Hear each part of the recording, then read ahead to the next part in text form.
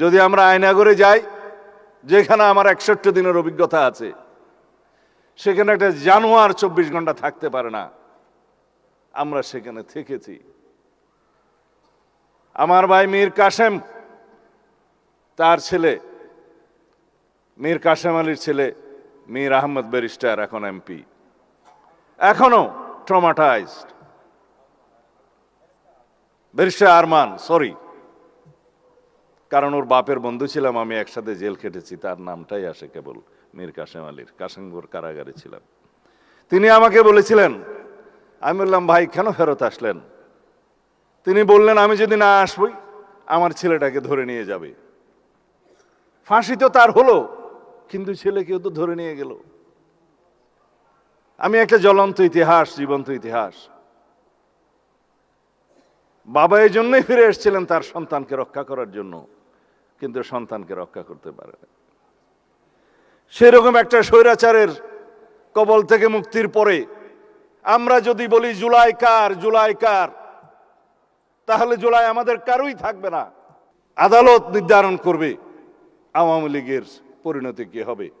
আমরা এক্সিকিউটিভ অর্ডারে যেমন কোন রাজনৈতিক দলের নিষিদ্ধ ঘোষণা চাই না, কিন্তু বিচারিক প্রক্রিয়া অবশ্যই আদালত নির্ধারণ করবে এই আওয়ামী লীগের কি হবে।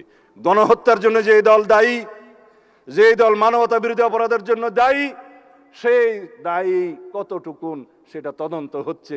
আইসিটি কোর্টের যে ইন্সপেকশন টিম, তারা তদন্ত করছে, আমরা নির্দেশনা দিয়েছি, শেষ পর্যায়ে আছে। ইনশাআল্লাহ আওয়ামী লীগের রাজনৈতিক দল হিসাবে তাদেরকে কাঠগড়ায় দাঁড় করানো হবে এবং তাদের বিচার নিশ্চিত করা হবে।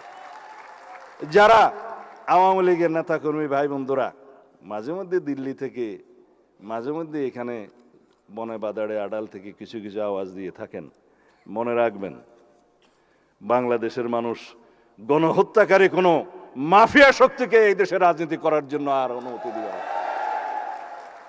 দুঃস্বপ্ন দেখার দরকার নাই। আওয়ামী লীগের এত মরদ নাই, মাঝে মধ্যে আওয়াজ দিতে পারে। বাংলাদেশের মানুষ আওয়ামী লীগের প্রশ্নে এক, ফ্যাসিবাদের বিরুদ্ধে সংগ্রামের জন্য এক। আমরা এই হাউজে পরস্পর তর্ক করব, বিতর্ক করব, জাতীয় সংসদে বিরোধী দল সরকারি দল আমরা বাহাস করব, কিন্তু যখন সওয়াল আওয়ামী লীগের আসবে তখন আমরা সমগ্র জাতি এক। আমরা ঐক্যবদ্ধ থাকব ফ্যাসিবাদের বিরুদ্ধে। এক প্রশ্নে আমরা ঐক্যবদ্ধ থাকব, এই জাতির সামনে কোনোদিন আমরা ফ্যাসিবাদের উৎপত্তি হতে দেব না, উৎপাদন হতে দেব না। কোন সরকার যাতে ফ্যাসিবাদী আচরণ না করে, সেই জন্য জুলাই জাদুঘর আজকে রেখে এসেছি। ওখানে যেয়ে দেখে আসবেন, সবক নিয়ে আসতে হবে সমস্ত সরকারকে, যাতে কোনো সরকার ফ্যাসিবাদী আচরণ না করে। সেই জন্য ওইটা আমরা জীবন্ত জাদুঘর হিসেবে রেখে দেব। ধন্যবাদ আপনাদের সবাইকে।